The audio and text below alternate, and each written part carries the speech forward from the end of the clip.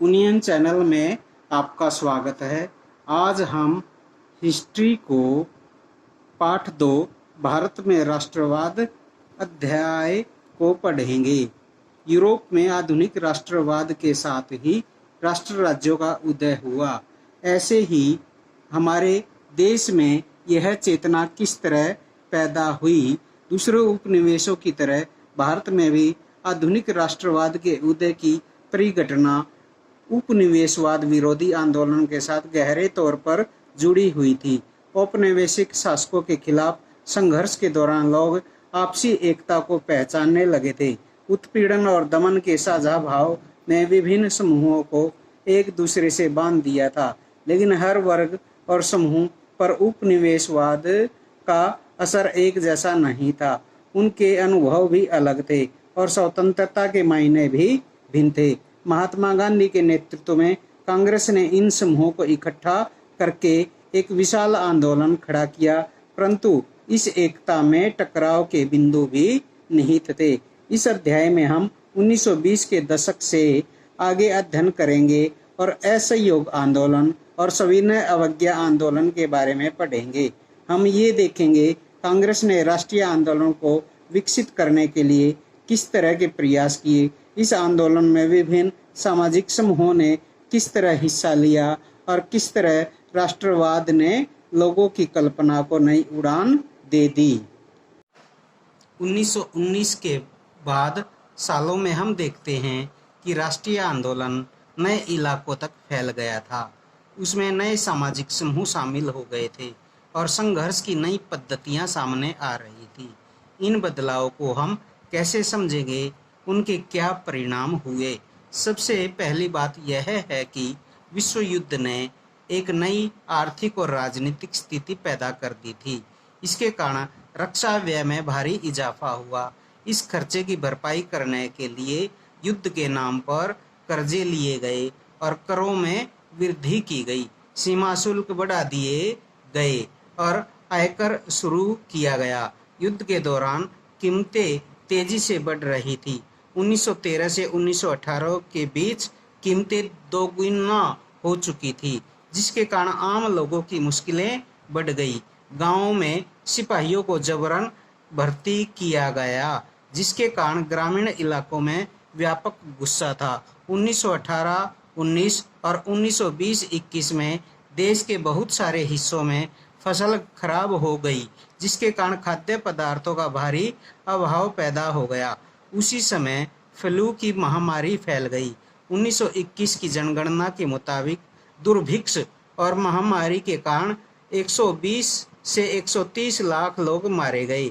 लोगों को उम्मीद थी कि युद्ध खत्म होने के बाद उनकी मुसीबतें कम हो जाएंगी, लेकिन ऐसा नहीं हुआ। इसी समय एक नया नेता सामने आया। उसने संघर्ष का एक नया ढंग और एक नया तरीका पेश किया। उनका नाम था महात्मा गांधी। सत्याग्रह का विचार। महात्मा गांधी जनवरी 1915 में भारत लौटे। इससे पहले वे दक्षिणी अफ्रीका में थे। उन्होंने एक नए तरह के जन आंदोलन के रास्ते पर चलते हुए वहां की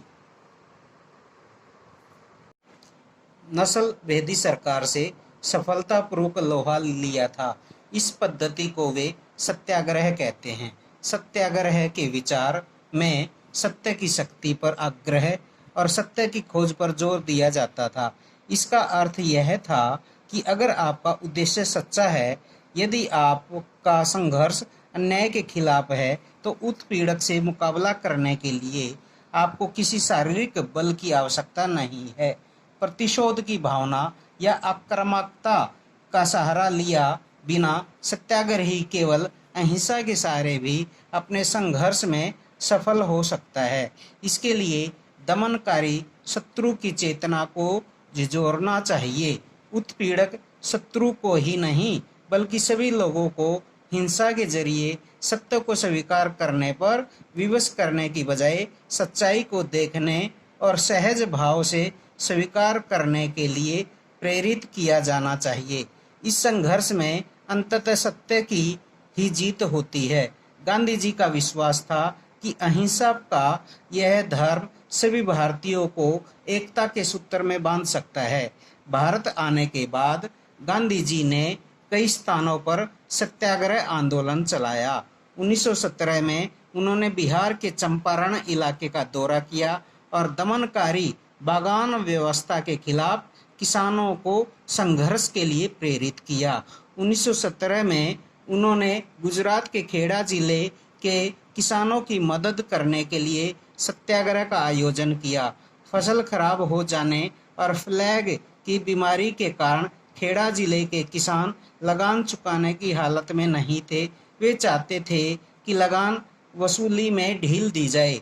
1918 में गांधी जी सूती कपड़ा कारखानों के मजदूरों के बीच सत्याग्रह आंदोलन चलाने अहमदाबाद जा पहुँचे। सत्याग्रह पर महात्मा गांधी के विचार। कहा जाता है कि निष्क्रिय प्रतिरोध दुर्बलों का हथियार है, लेकिन इस लेख में जिस शक्ति की बात की गई है उसे केवल ताकतवर ही इस्तेमाल कर सकते हैं। यह निष्क्रिय प्रतिरोध की शक्ति नहीं है, इसके लिए तो सघन सक्रियता चाहिए। दक्षिण अफ्रीका का आंदोलन निष्क्रिय नहीं बल्कि सक्रिय आंदोलन था। नंबर 1, सत्याग्रह शारीरिक बल नहीं। सत्याग्रही अपने शत्रु को कष्ट नहीं पहुंचाता, वह अपने शत्रु का विनाश नहीं चाहता। सत्याग्रह के प्रयोग में दुर्भावना के लिए कोई स्थान नहीं होता। नंबर 2, सत्याग्रह तो शुद्ध आत्मबल है। सत्य ही आत्मा का आधार होता है, इसलिए इस बल को सत्याग्रह का नाम दिया गया। आत्मा ज्ञान से हमेशा लैस होती है, इसमें प्यार की लौ जलती है। अहिंसा सर्वोच्च धर्म है। इसमें कोई संदेह नहीं कि भारत विनाशकारी शस्त्रों के मामले में ब्रिटेन या यूरोप का मुकाबला नहीं कर सकता। अंग्रेज युद्ध के देवता की उपासना करते हैं, वे सब हथियारों से लैस हो सकते हैं, होते जा रहे हैं। भारत में करोड़ों लोग कभी हथियार लेकर नहीं चल सकते। उन्होंने अहिंसा के धर्म को आत्मसात कर लिया है। Number 2, Rowlatt act. इस कामयाबी से उत्साहित गांधी जी ने 1919 में प्रस्तावित रोल्ट एक्ट के खिलाफ एक राष्ट्रव्यापी सत्याग्रह आंदोलन चलाने का फैसला लिया। भारतीय सदस्यों के भारी विरोध के बावजूद इस कानून को इंपीरियल लेजिस्लेटिव काउंसिल ने बहुत जल्दबाजी में पारित कर दिया था।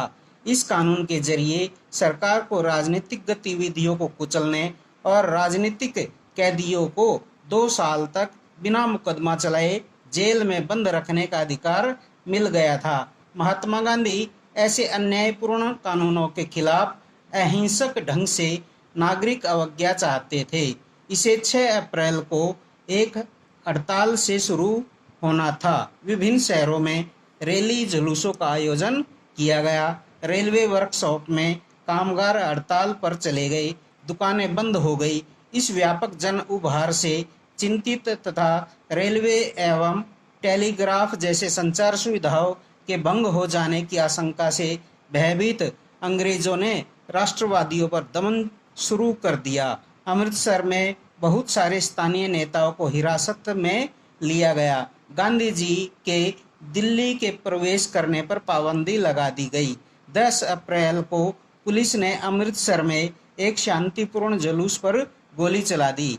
इसके बाद लोग बैंकों, डाकखानों और रेलवे स्टेशनों पर हमले करने लगे। मार्शल लॉ लागू कर दिया गया और जनरल डायर ने कमान संभाल ली। 13 अप्रैल को जलियांवाला बाग हत्याकांड हुआ। उस दिन अमृतसर में बहुत सारे गांव वाले सालाना वैसाखी मेले में शिरकत करने के लिए जलियांवाला बाग मैदान में जमा हुए थे। काफ़ी लोग तो सरकार द्वारा लागू किए गए दमनकारी कानून का विरोध करने के लिए एकत्रित हुए। यह मैदान चारों तरफ से बंद था। शहर के बाहर होने के कारण वहां जुटे लोगों को यह पता नहीं था कि इलाके में मार्शल लॉ लागू किया जा चुका है। जनरल डायर हथियारबंद सैनिकों के साथ वहां पहुंचा और जाते ही उसने मैदान से बाहर निकलने के सारे रास्तों को बंद कर दिया। इसके बाद उसके सिपाहियों ने भीड़ पर अंधाधुंध गोलियां चला दी। सैकड़ों लोग मारे गए। बाद में उसने बताया कि वह सत्याग्रहियों के जहन में दहशत और विस्मय का भाव पैदा करके एक नैतिक प्रभाव उत्पन्न करना चाहता था। जैसे जैसे जलियांवाला बाग की खबर फैली, उत्तर भारत के बहुत सारे शहरों में लोग सड़कों पर उतरने लगे, हड़तालें होने लगी, लोग पुलिस से मोर्चा लेने लगे और सरकारी इमारतों पर हमला करने लगे। सरकार ने इन कार्रवाइयों को निर्ममता से कुचलने का रास्ता अपनाया। सरकार लोगों को अपमानित और आतंकित करना चाहती थी। सत्याग्रहियों को जमीन पर नाक रगड़ने के लिए सड़क पर घिसट कर चलने और सारे साहिबों को सलाम मारने के लिए मजबूर किया गया। लोगों को कोड़े मारे गए और गांव पर बम बरसाए गए। हिंसा फैलते देख महात्मा गांधी ने आंदोलन वापस ले लिया। भले ही रोल्ट सत्याग्रह एक बहुत बड़ा आंदोलन था, लेकिन अभी भी वह मुख्य रूप से शहरों और कस्बों तक ही सीमित था। महात्मा गांधी पूरे भारत में और भी ज्यादा जनाधार वाला आंदोलन खड़ा करना चाहते थे, लेकिन उनका मानना था कि हिंदू मुसलमानों को एक दूसरे के नज़दीक लाए बिना ऐसा कोई आंदोलन नहीं चलाया जा सकता। उन्हें लगता था कि खिलाफत का मुद्दा उठाकर वे दोनों समुदायों को नज़दीक ला सकते हैं। पहले विश्व युद्ध में ओटोमन तुर्की की हार हो चुकी थी। इस आशय की अफवाहें फैलाई हुई थी कि इस्लामिक विश्व के आध्यात्मिक नेता यानी खलीफा ओटोमन सम्राट पर एक बहुत सख्त शांति संधि थोपी जाएगी। खलीफा की तात्कालिक शक्तियों की रक्षा के लिए मार्च 1919 में मुंबई में एक खिलाफत समिति का गठन किया गया। मोहम्मद अली और शौकत अली बंधुओं के साथ साथ कई युवा मुस्लिम नेताओं ने इस मुद्दे पर संयुक्त जन कार्यवाही की संभावना तलाशने के लिए महात्मा गांधी के साथ चर्चा शुरू कर दी थी। सितंबर 1920 में कांग्रेस के कलकत्ता अधिवेशन में महात्मा गांधी ने भी दूसरे नेताओं को इस बात पर राजी कर लिया था कि खिलाफत आंदोलन के समर्थन और स्वराज के लिए एक असहयोग आंदोलन शुरू किया जाना चाहिए। असहयोग ही क्यों? अपनी प्रसिद्ध पुस्तक हिंद स्वराज्य में महात्मा गांधी ने कहा था कि भारत में ब्रिटिश शासन भारतीयों के सहयोग से ही स्थापित हुआ था और यह शासन इसी सहयोग के कारण ही चल पा रहा है। अगर भारत के लोग अपना सहयोग वापस ले लें तो साल भर के भीतर ब्रिटिश शासन ढह जाएगा और स्वराज की स्थापना हो जाएगी। 3.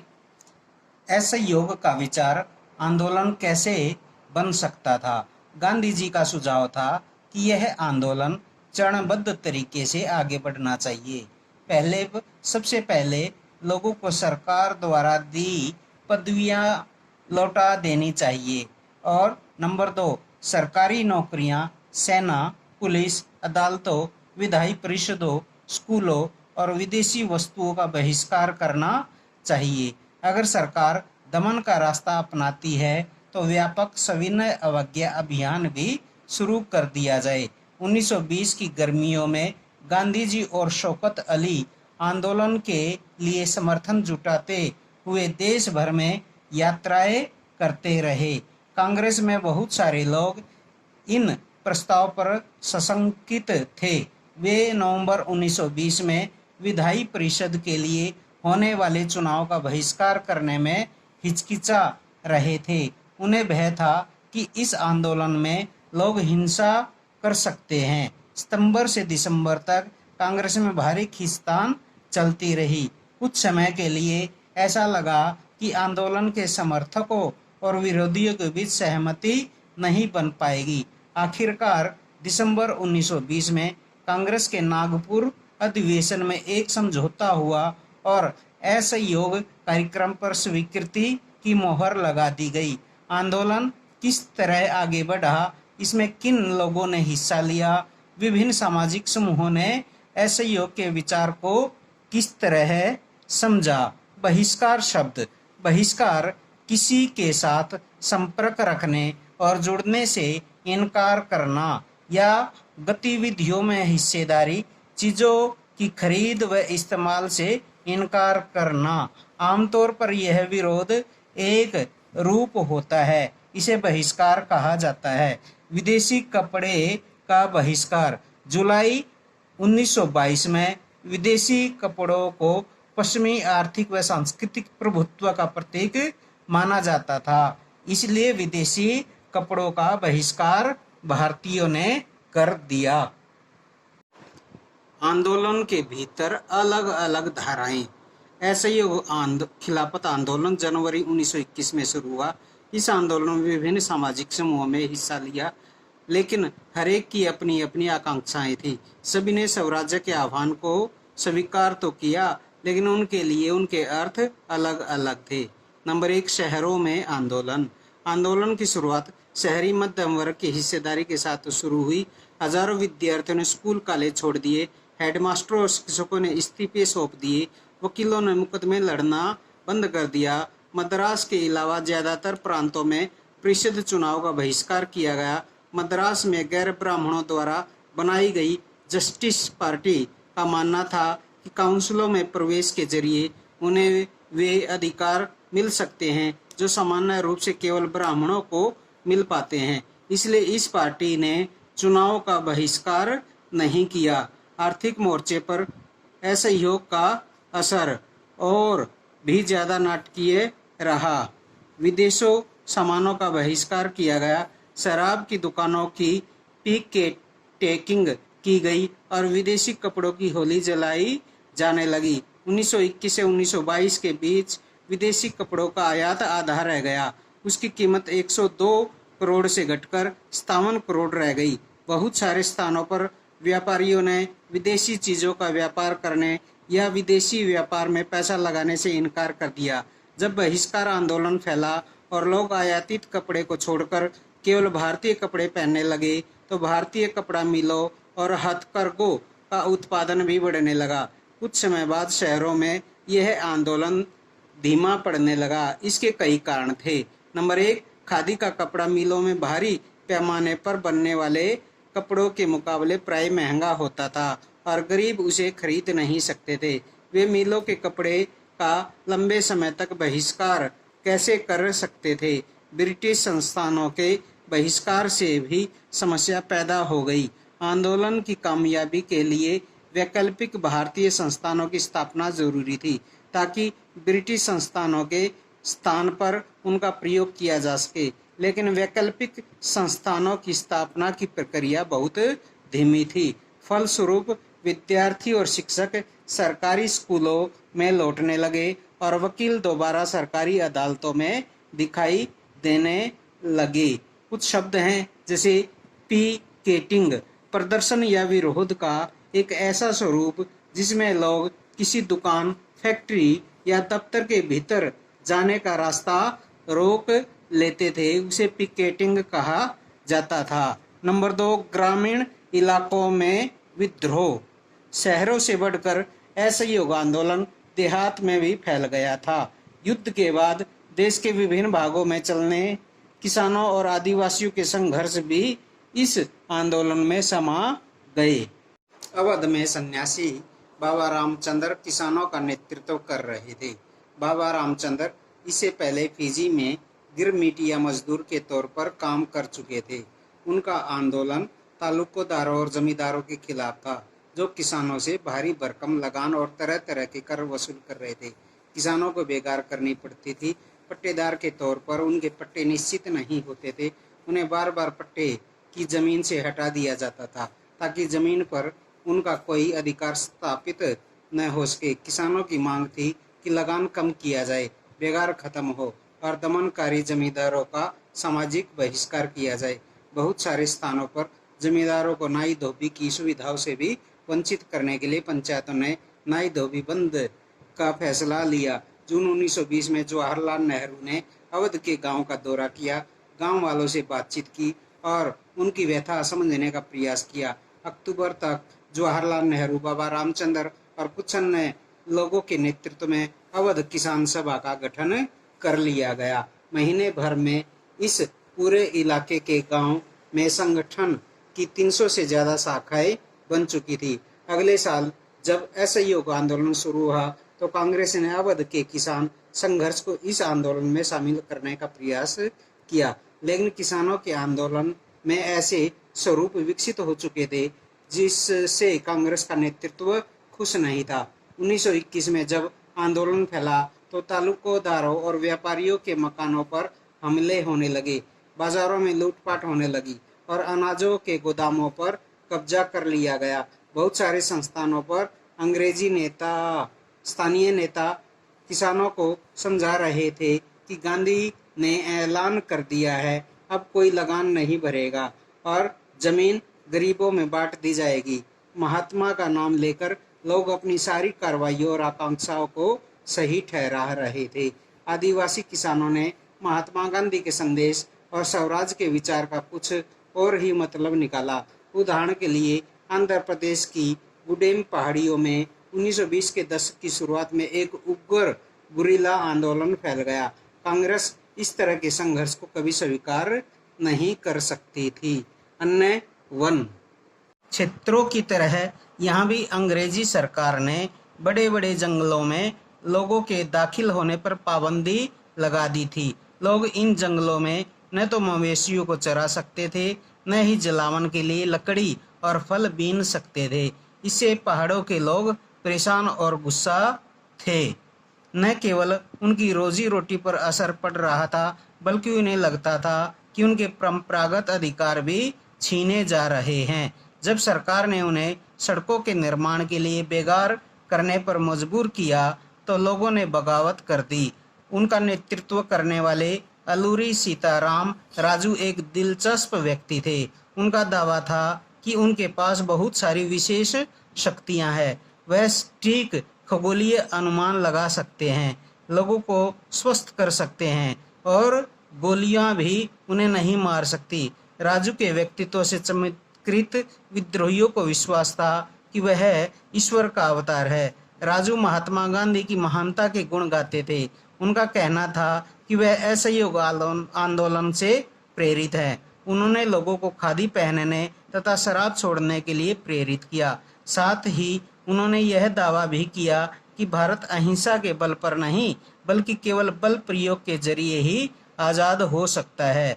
गुडेम विद्रोहियों ने पुलिस थानों पर हमले किए, ब्रिटिश अधिकारियों को मारने की कोशिश की और स्वराज प्राप्ति के लिए गुरिल्ला युद्ध चलाते रहे। 1924 में राजू को फांसी दे दी गई। राजू अपने लोगों के बीच लोकनायक बन चुके थे। बागानों में स्वराज्य। महात्मा गांधी के विचार और स्वराज की अवधारणा के बारे में मजदूरों की अपनी समझ थी। असम के बागानी मजदूरों के लिए आज़ादी का मतलब यह था कि वे उन चार दीवारियों से जब चाहें आ जा सकते हैं जिनमें उनको बंद करके रखा गया था। उनके लिए आज़ादी का मतलब था कि वे अपने गांव से संपर्क रख पाएंगे। 1859 में इनलैंड इमिग्रेशन एक्ट के तहत बागानों में काम करने वाले मजदूरों को बिना इजाज़त बागानों से बाहर जाने की छूट नहीं होती थी और यह इजाज़त उन्हें विरले ही कभी मिलती थी। जब उन्होंने असहयोग आंदोलन के बारे में सुना तो हजारों मजदूर अपनी अधिकारियों की अवहेलना करने लगे। उन्हें बागान छोड़ दिए और अपने घर को चल दिए। उन्हें लगता था कि अब गांधी राज आ रहा है, इसलिए अब तो हर एक को गांव में जमीन मिल जाएगी। लेकिन वे अपनी मंजिल पर नहीं पहुंच पाए। रेलवे और स्टीमरों की हड़ताल के कारण वे रास्ते में ही फंस कर रह गए। उन्हें पुलिस ने पकड़ लिया और उनकी बुरी तरह पिटाई हुई। इन स्थानीय आंदोलनों की अपेक्षाओं और दृष्टियों को कांग्रेस के कार्यक्रम में परिभाषित नहीं किया गया था। उन्होंने तो स्वराज्य शब्द का अपने अपने हिसाब से अर्थ निकाल लिया था। उनके लिए यह एक ऐसे युग का द्योतक था जब सारे कष्ट और मुसीबतें खत्म हो जाएंगी। फिर भी जब आदिवासियों ने गांधी जी के नाम का नारा लगाया और स्वतंत्र भारत की हुंकार भरी, तो वे एक अखिल भारतीय आंदोलन से भी भावनात्मक स्तर पर जुड़े हुए थे।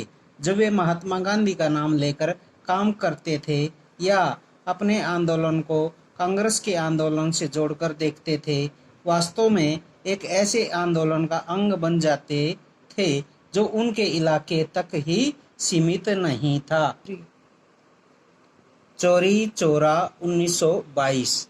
गोरखपुर स्थित चौरी चौरा में बाजार में गुजर रहा एक शांतिपूर्ण जुलूस पुलिस के साथ हिंसक टकराव में बदल गया। इस घटना के बारे में सुनते ही महात्मा गांधी ने असहयोग आंदोलन रोकने का आह्वान किया। सविनय अवज्ञा की ओर। फरवरी 1922 में महात्मा गांधी ने असहयोग आंदोलन वापस लेने का फैसला कर लिया। उनको लगता था कि आंदोलन हिंसक होता जा रहा है और सत्याग्रही को व्यापक प्रशिक्षण की जरूरत है। कांग्रेस को कुछ नेता इस तरह के जन संघर्षों से थक चुके थे। वे 1919 के गवर्नमेंट ऑफ इंडिया एक्ट के तहत गठित की गई प्रांतीय परिषदों के चुनाव में हिस्सा लेना चाहते थे। उनको लगता था कि परिषदों में रहते हुए ब्रिटिश नीतियों का विरोध करना, सुधारों की वकालत करना और यह दिखाना भी महत्वपूर्ण यह है कि वे परिषदों लोकतांत्रिक संस्था नहीं। C.R. दास और मोतीलाल नेहरू ने परिषद राजनीति में वापस लौटने के लिए कांग्रेस के भीतर ही स्वराज पार्टी का गठन कर डाला। जवाहरलाल नेहरू और सुभाष चंद्र बोस जैसे युवा नेता ज्यादा उग्र जन आंदोलन और पूर्ण स्वतंत्रता के लिए दबाव बनाए हुए थे। आंतरिक बहस और असहमति के इस माहौल में दो ऐसे तत्व थे जिन्होंने 20 के दशक में आखिरी सालों में भारतीय राजनीति की रूपरेखा एक बार फिर बदल दी। पहला कारक था विश्वव्यापी आर्थिक मंदी का असर। 1926 से कृषि उत्पादों की कीमतें गिरने लगी और 1930 के बाद तो पूरी तरह धराशायी हो गई। कृषि उत्पादों की मांग गिरी और निर्यात कम होने लगा तो किसानों को अपनी उपज बेचना और लगान चुकाना भी भारी पड़ने लगा। 1930 तक ग्रामीण इलाके भारी उथल पुथल से गुजरने लगे। इस पृष्ठभूमि में ब्रिटेन की नई टोरी सरकार ने सर जॉन साइमन के नेतृत्व में वैधानिक आयोग का गठन कर दिया।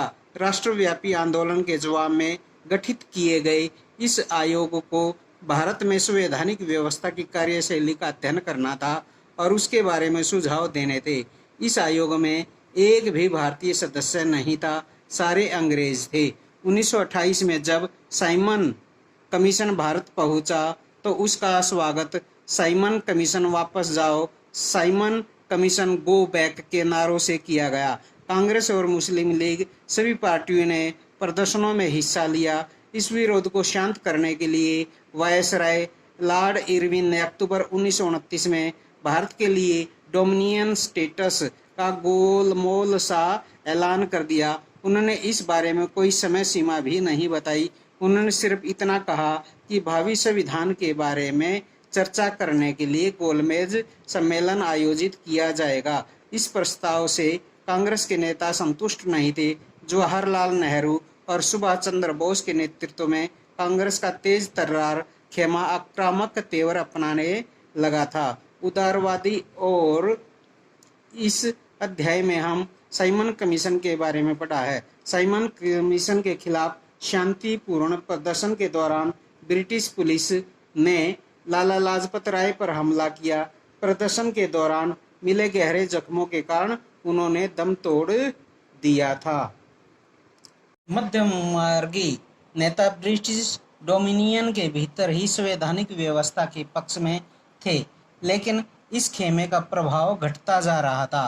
दिसंबर 1929 में जवाहरलाल नेहरू की अध्यक्षता में कांग्रेस के लाहौर अधिवेशन में पूर्ण स्वराज्य की मांग को औपचारिक रूप से मान लिया गया। तय किया गया कि 26 जनवरी 1930 को स्वतंत्रता दिवस के रूप में मनाया जाएगा और उस दिन लोग पूर्ण स्वराज्य के लिए संघर्ष की शपथ लेंगे। इस उत्सव की ओर बहुत कम लोग ही ने ध्यान दिया। अब स्वतंत्रता के इस अमूर्त विचार को रोजमर्रा जिंदगी के ठोस मुद्दों में जोड़ने के लिए महात्मा गांधी को कोई और रास्ता ढूंढना था। स्वतंत्रता दिवस की शपथ 26 जनवरी 1930। हमारा विश्वास है कि किसी भी समाज की तरह भारतीय जनता का भी यह अहरणीय अधिकार है कि उन्हें आज़ादी मिले, अपनी मेहनत का फल मिले और जीवन की सभी आवश्यकताएं पूरी हो, जिसमें उन्हें आगे बढ़ने के परिपूर्ण अवसर मिले। हमारा यह भी विश्वास है, यदि कोई सरकार अपनी जनता को इन अधिकारों से वंचित रखती है और दबाती है, तो जनता को भी सरकार को बदलने या उसे समूल समाप्त करने का अधिकार है। भारत में ब्रितानी सरकार ने न केवल भारतीय जनता को स्वतंत्रता से वंचित किया, बल्कि उसने जनता का शोषण किया और देश को आर्थिक, राजनीतिक, सांस्कृतिक व आध्यात्मिक स्तर पर नष्ट कर दिया है। इसलिए हमारा विश्वास है, भारत को अनिवार्य रूप से ब्रिटेन के साथ अपने सभी संबंधों को समाप्त करके पूर्ण स्वराज्य प्राप्त करना चाहिए। नंबर 3, नमक यात्रा और सविनय अवज्ञा आंदोलन। देश को एकजुट करने के लिए महात्मा गांधी को नमक एक शक्तिशाली प्रतीक दिखाई दिया। 31 जनवरी 1930 को उन्होंने वायसराय इरविन को एक खत लिखा। इस खत में उन्होंने 11 मांगों का उल्लेख किया था। उनमें से कुछ सामान्य मांगे थी, जबकि कुछ मांगे उद्योगपतियों से लेकर किसानों तक विभिन्न तबकों से जुड़ी हुई थी। गांधी जी इन मांगों के जरिए समाज के सभी वर्गों को अपने साथ जोड़ना चाहते थे, ताकि सभी उनके अभियान में शामिल हो सके। इनमें सबसे महत्वपूर्ण मांग नमक कर को खत्म करने के बारे में थी। नमक का अमीर गरीब सभी इस्तेमाल करते थे। यह भोजन का एक अभिन्न हिस्सा था। इसलिए नमक कर और उसके उत्पादन पर सरकारी इजारेदारी को महात्मा गांधी ने ब्रिटिश शासन का सबसे दमनकारी पहलू बताया था। महात्मा गांधी का यह पत्र एक अल्टीमेटम की तरह था। उन्होंने लिखा था, अगर 11 मार्च तक उनकी मांगे नहीं मानी गई तो कांग्रेस सविनय अवज्ञा आंदोलन छेड़ देगी। इरविन झुकने को तैयार नहीं थे। फलस्वरूप महात्मा गांधी ने अपने 78 विश्वस्त वॉलंटियरों के साथ नमक यात्रा शुरू कर दी। यह आंदोलन साबरमती में गांधी जी के आश्रम से 240 किलोमीटर दूर दांडी नामक गुजराती तटीय कस्बे में जाकर खत्म होनी थी। गांधी जी की टोली ने 24 दिन तक हर रोज लगभग 10 मील का सफर तय किया। गांधी जी जहां भी रुकते, हजारों लोग उन्हें सुनने आते। इन सभाओं में गांधी जी ने स्वराज का अर्थ स्पष्ट किया और आह्वान किया कि लोग अंग्रेजों की शांतिपूर्ण अवज्ञा करें, यानी अंग्रेजों का कहना न माने। 6 अप्रैल को वह दांडी पहुंचे और उन्होंने समुद्र का पानी उबालकर नमक बनाना शुरू कर दिया। यह कानून का उल्लंघन था। यही से सविनय अवज्ञा आंदोलन शुरू होता है। यह आंदोलन असहयोग आंदोलन के मुकाबले किस तरह अलग था? इस बार लोगों को न केवल अंग्रेजों का सहयोग करने के लिए, बल्कि औपनिवेशिक कानूनों का उल्लंघन करने के लिए आह्वान किया जाने लगा। देश के विभिन्न भागों में हजारों लोगों ने नमक कानून तोड़ा और सरकारी नमक कारखानों के सामने प्रदर्शन किए। आंदोलन फैला तो विदेशी कपड़ों का बहिष्कार किया जाने लगा। शराब की दुकानों की पिकेटिंग होने लगी।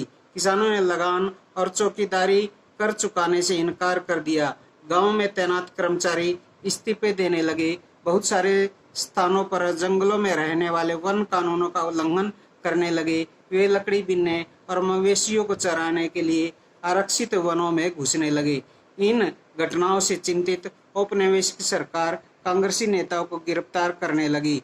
बहुत सारे स्थानों पर हिंसक टकराव हुए।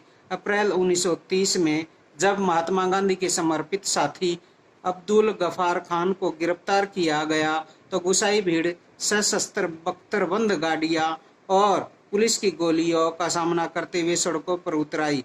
बहुत सारे लोग मारे गए। महीने भर बाद महात्मा गांधी को भी गिरफ्तार कर लिया गया तो शोलापुर के औद्योगिक मजदूरों ने अंग्रेजी शासन का प्रतीक पुलिस चौकियों, नगर पालिका भवनों, अदालतों और रेलवे स्टेशनों पर हमले शुरू कर दिए। भयभीत सरकार ने निर्मम दमन का रास्ता अपनाया। शांतिपूर्ण सत्याग्रहियों पर हमले किए गए, औरतों व बच्चों को मारा पीटा गया और लगभग 1 लाख लोग गिरफ्तार किए गए। महात्मा गांधी ने एक बार फिर आंदोलन वापस ले लिया।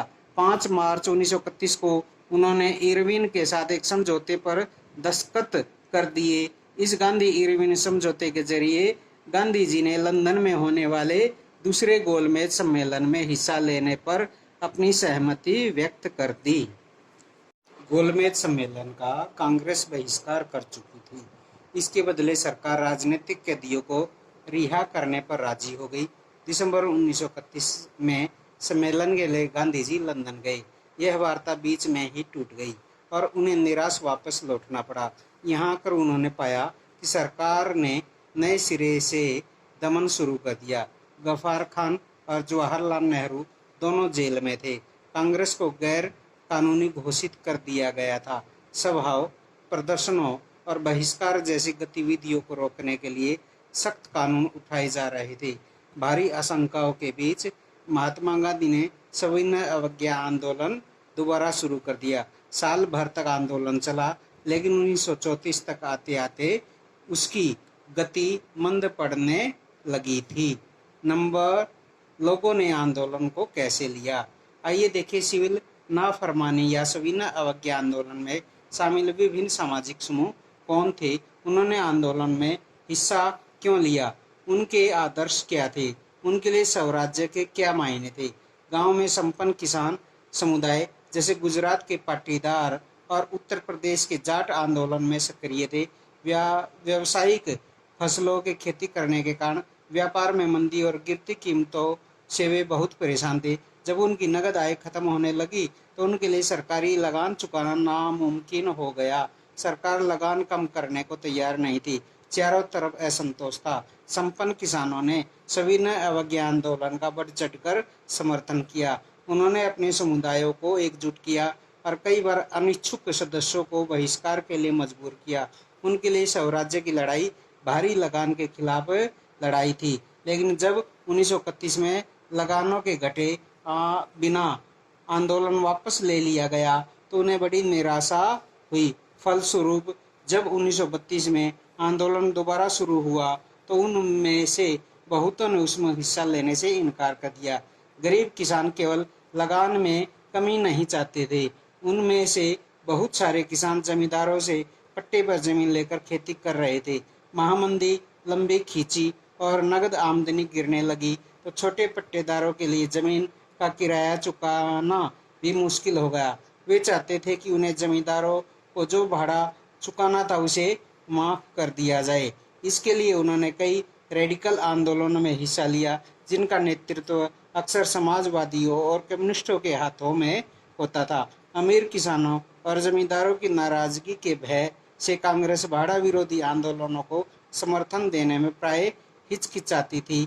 इसी कारण गरीब किसानों और कांग्रेस के बीच संबंध अनिश्चित बने थे। व्यवसायी वर्ग की क्या स्थिति, उन्हें सविनय अवज्ञा आंदोलन के बारे में क्या रुख अपनाया। पहले विश्व युद्ध के दौरान भारतीय व्यापारियों और उद्योगपतियों ने भारी मुनाफा कमाया था और वे ताकतवर हो चुके थे। अपने कारोबार को फैलाने के लिए उन्होंने ऐसी औपनिवेशिक नीतियों का विरोध किया जिनके कारण उनकी व्यावसायिक गतिविधियों में रुकावट आती थी। वे विदेशी वस्तु के आयात से सुरक्षा चाहते थे और रुपया स्टर्लिंग और विदेशी विनिमय अनुपात में बदलाव चाहते थे, जिसके आयात में कमी आ जाए। व्यावसायिक हितों को संगठित करने के लिए उन्होंने 1920 में भारतीय औद्योगिक एवं व्यावसायिक कांग्रेस और 1927 में भारतीय वाणिज्य एवं उद्योग परिसंघ federation of Indian chamber of commerce and industry FICCI का गठन किया। पुरुषोत्तम दास ठाकुरदास और जी.डी. बिरला जैसे जाने माने उद्योगपतियों के नेतृत्व में उद्योगपतियों ने भारतीय अर्थव्यवस्था पर औपनिवेशिक नियंत्रण का विरोध किया और पहले सिविल नाफरमानी आंदोलन का समर्थन किया। उन्होंने आंदोलन को आर्थिक सहायता दी और आयातित वस्तुओं को खरीदने या बेचने से इनकार कर दिया। ज्यादातर व्यवसायी स्वराज्य को एक ऐसे युग के रूप में देखते थे जहां कारोबार पर औपनिवेशिक पाबंदियां नहीं होंगी और व्यापार व उद्योग निर्बाध ढंग से फल फूल सकेंगे। गोलमेज सम्मेलन की विफलता के बाद व्यावसायिक संगठनों की का उत्साह भी मंद पड़ गया। उन्होंने उग्र गतिविधियों का भय था। वे लंबी अशांति की आशंका और कांग्रेस के युवा सदस्यों में समाजवाद के बढ़ते प्रभाव से डरे हुए थे। औद्योगिक श्रमिक वर्ग ने सविनय अवज्ञा आंदोलन में नागपुर के अलावा और कहीं भी बहुत बड़ी संख्या में हिस्सा नहीं लिया। जैसे जैसे उद्योगपति कांग्रेस के नजदीक आ रहे थे, मजदूर कांग्रेस से छिटकने लगे थे। फिर भी कुछ मजदूरों ने सविनय अवज्ञा आंदोलन में हिस्सा लिया। उन्होंने विदेशी वस्तुओं के बहिष्कार जैसे कुछ गांधीवादी विचारों को कम वेतन और खराब कार्य स्थितियों के खिलाफ अपनी लड़ाई से जोड़ लिया था। 1930 में रेलवे कामगारों की और 1932 में गोदी कामगारों की हड़ताल हुई। 1930 में छोटा नागपुर की टीन खानों के हजारों मजदूरों ने गांधी टोपी पहनकर रैलियों और बहिष्कार अभियानों में हिस्सा लिया। फिर भी कांग्रेस अपने कार्यक्रम में मजदूरों की मांगों को समाहित करने में हिचकिचा रही थी। कांग्रेस को लगता था कि इससे उद्योगपति आंदोलन से दूर चले जाएंगे और साम्राज्यवाद विरोधी ताकतों में फूट पड़ेगी। नंबर 3, सिविल नाफरमानी आंदोलन में औरतों ने बड़े पैमाने पर हिस्सा लिया। गांधी जी के नमक सत्याग्रह के दौरान हजारों औरतें उनकी बात सुनने के लिए घर से बाहर आ जाती थी। उन्होंने जुलूसों में हिस्सा लिया, नमक बनाया। विदेशी कपड़ों व शराब की दुकानों की पिकेटिंग की। बहुत सारी महिलाएं जेल भी गई। शहरी इलाकों में ज्यादातर ऊंची जातियों की महिलाएं सक्रिय थी, जबकि ग्रामीण इलाकों में संपन्न किसान परिवारों की महिलाएं आंदोलन में हिस्सा ले रही थी। गांधी जी के आह्वान के बाद औरतों को राष्ट्र की सेवा करना अपना पवित्र दायित्व दिखाई देने लगा, लेकिन सार्वजनिक भूमिका में इसे इजाफे का मतलब यह नहीं था कि औरतों की स्थिति में कोई भारी बदलाव आने वाला था। गांधी जी का मानना था घर चलाना, चूल्हा चौका संभालना, अच्छी माँ व अच्छी पत्नी की भूमिकाओं का निर्वाह करना ही औरत का असली कर्तव्य है। इसलिए लंबे समय तक कांग्रेस संगठन में किसी भी महत्वपूर्ण पद पर औरतों को जगह देने से हिचकिचाती रही। कांग्रेस को उनके प्रतीकात्मक उपस्थिति में ही दिलचस्पी थी, परंतु राष्ट्रवादी जुलूसों में औरतों भी शामिल थी। राष्ट्रीय आंदोलन के दौरान बहुत सारी औरतें अपनी जिंदगी में पहली बार अपने घर से निकलकर सार्वजनिक क्षेत्र में आई थी। इस चित्र में आप बच्चों को गोद में बहुत सारी ज्यादा उम्र वाली औरतों और माँओं को जुलूस में देख सकते हैं। चित्र को साथ में देखें। सविनय अवज्ञा की सीमाएं। सभी सामाजिक समूह स्वराज्य की अमूर्त अवधारणा से प्रभावित नहीं थे। ऐसा ही एक समूह राष्ट्र के अछूतों का था। वे 1930 के बाद खुद को दलित या उत्पीड़ित कहने लगे थे। कांग्रेस ने लंबे समय तक दलितों पर ध्यान नहीं दिया, क्योंकि कांग्रेस रूढ़िवादी सवर्ण हिंदू सनातन पंथियों से डरी हुई थी। लेकिन महात्मा गांधी ने ऐलान किया कि अस्पृश्यता को खत्म किए बिना 100 साल तक भी स्वराज्य की स्थापना नहीं की जा सकती। उन्होंने अछूतों को हरिजन यानी ईश्वर की संतान बताया। उन्हें मंदिरों, सार्वजनिक तालाबों, सड़कों, कुओं पर समान अधिकार दिलाने के लिए सत्याग्रह किए। महिला ढोने वालों के काम को प्रतिष्ठा दिलाने के लिए वे खुद शौचालय साफ करने लगे। उन्होंने ऊंची जातियों का आह्वान किया कि वे अपना हृदय परिवर्तन करें और अस्पृश्यता के पाप को छोड़े। लेकिन बहुत सारे दलित नेता अपने समुदाय की समस्याओं को अलग राजनीतिक हल ढूंढना चाहते थे। वे खुद को संगठित करने लगे। उन्होंने शिक्षा संस्थानों में आरक्षण के लिए आवाज उठाई और अलग निर्वाचन क्षेत्रों की बात कही, ताकि वहां से विधायी परिषदों के लिए केवल दलितों को ही चुनकर भेजा जा सके। उनका मानना था कि उनकी सामाजिक अपंगता केवल राजनीतिक सशक्तिकरण से ही दूर हो सकती है। इसलिए सविनय अवज्ञा आंदोलन में दलितों की हिस्सेदारी काफी सीमित थी। महाराष्ट्र और नागपुर क्षेत्र में यह बात खासतौर से दिखाई देती थी कि जहां उनके संगठन काफी मजबूत थे। डॉक्टर बाबा साहब अम्बेडकर ने 1930 में दलितों को दलित वर्ग एसोसिएशन में संगठित किया। दलितों के लिए अलग निर्वाचन क्षेत्रों के सवाल पर दूसरे गोलमेज सम्मेलन में महात्मा गांधी के साथ उनका काफी विवाद हुआ। जब ब्रिटिश सरकार ने अंबेडकर की मांग मान ली तो गांधी जी आमरण अनशन पर बैठ गए। उनका मत था कि दलितों के लिए अलग निर्वाचन क्षेत्रों की व्यवस्था से समाज में उनके एकीकरण की प्रक्रिया धीमी पड़ जाएगी। आखिरकार अंबेडकर ने गांधी जी की राय मान ली और सितंबर 1932 में पूना पैक्ट पर हस्ताक्षर कर दिए। इसे दलित वर्गों, जिन्हें बाद में अनुसूचित जाति के नाम से जाना गया, को प्रांतीय व केंद्रीय विधायी परिषदों में आरक्षित सीटें मिल गई। हालांकि उनके लिए मतदान सामान्य निर्वाचन क्षेत्रों में ही होता था। फिर भी दलित आंदोलन कांग्रेस के नेतृत्व में चल रहे राष्ट्रीय आंदोलन को शंका की दृष्टि से ही देखता रहा। भारत के कुछ मुस्लिम राजनीतिक संगठनों ने भी सविनय अवज्ञा आंदोलन के प्रति कोई खास उत्साह नहीं दिखाया। असहयोग खिलाफत आंदोलन के शांत पड़ जाने के बाद मुसलमानों का एक बहुत बड़ा तबका कांग्रेस से कटा हुआ महसूस करने लगा था। 1920 के दशक के मध्य से कांग्रेस हिंदू महासभा जैसे हिंदू धार्मिक राष्ट्रवादी संगठनों के काफी करीब दिखने लगी थी। जैसे जैसे हिंदू मुसलमानों के बीच संबंध खराब होते गए, दोनों समुदाय उग्र धार्मिक जुलूस निकलने लगे, जिससे कई शहरों में हिंदू मुस्लिम सांप्रदायिक टकराव व दंगे हुए। हर दंगे के साथ दोनों समुदायों के बीच फासला बढ़ता गया।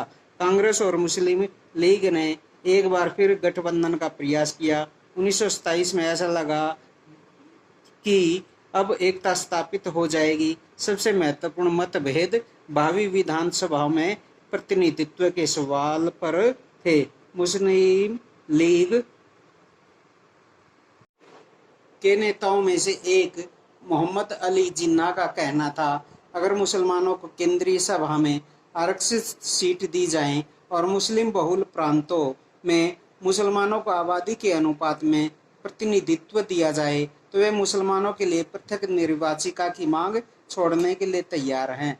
प्रतिनिधित्व के सवाल पर यह बहस मुबाहिसा चल रही थी कि 1928 में आयोजित किए गए सर्वदलीय सम्मेलन में हिंदू महासभा के M.R. जयकर ने इस समझौते के लिए किए जा रहे प्रयासों की खुलेआम निंदा शुरू कर दी, जिससे इस मुद्दे के समाधान की सारी संभावनाएं समाप्त हो गई। जब सविनय अवज्ञा आंदोलन शुरू हुआ, उस समय समुदायों के बीच संदेह और अविश्वास का माहौल बना हुआ था। कांग्रेस से कटे हुए मुसलमानों का बड़ा तबका किसी संयुक्त संघर्ष के लिए तैयार नहीं था। बहुत सारे मुस्लिम नेता और बुद्धिजीवी भारत में अल्पसंख्यकों के रूप में मुसलमानों की हैसियत को लेकर चिंता जता रहे थे। उनको वह था कि हिंदू बहुसंख्या के वर्चस्व की स्थिति में अल्पसंख्यकों की संस्कृति और पहचान खो जाएगी।